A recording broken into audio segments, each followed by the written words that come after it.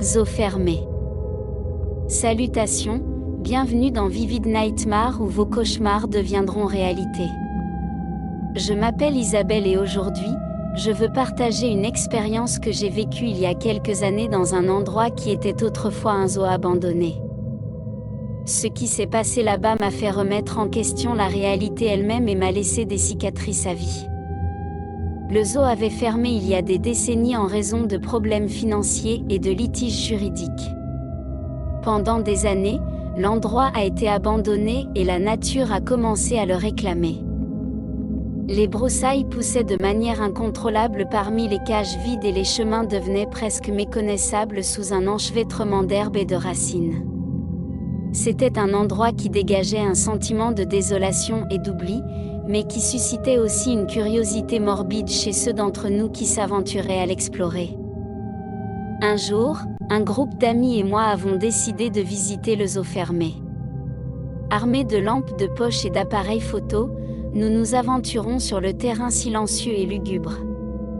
Dès que nous avons franchi l'ancienne porte d'entrée, nous avons ressenti une étrange sensation d'être observés.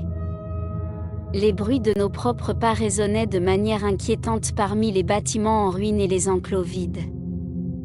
Nous avons trouvé des vestiges de ce qui était autrefois des habitats pour les animaux, des cages rouillées, des piscines vides et des structures en béton couvertes de graffitis.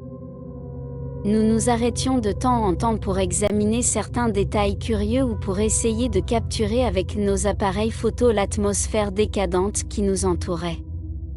Mais au fur et à mesure que nous nous enfoncions dans le zoo, l'atmosphère devenait plus oppressante.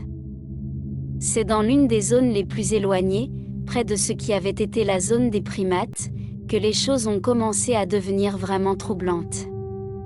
Nous avons entendu des bruits que nous ne pouvions pas identifier, des bruits sourds, des craquements lointains et un murmure constant de voix étouffées. Nous avancions prudemment, craignant ce que nous pourrions découvrir dans les coins sombres et cachés de l'endroit abandonné. À un moment donné, nous tombons sur un couloir étroit presque caché derrière une haie de buissons envahie par la végétation. Nous avons décidé de l'explorer, attirés par la curiosité et un pressentiment qu'aucun d'entre nous ne voulait admettre.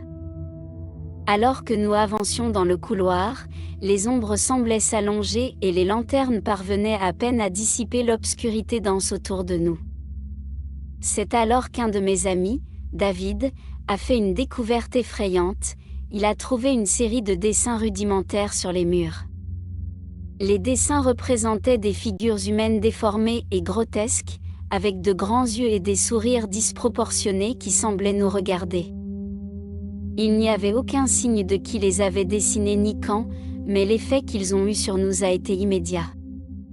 Le sentiment d'être observé s'est intensifié en une oppression palpable. Nous nous sommes précipités hors du zoo abandonné, le cœur battant la chamade et la certitude que quelque chose ou quelqu'un se cachait dans l'ombre. Merci d'avoir regardé cette vidéo, souvenez-vous et rêvez de vos démons les plus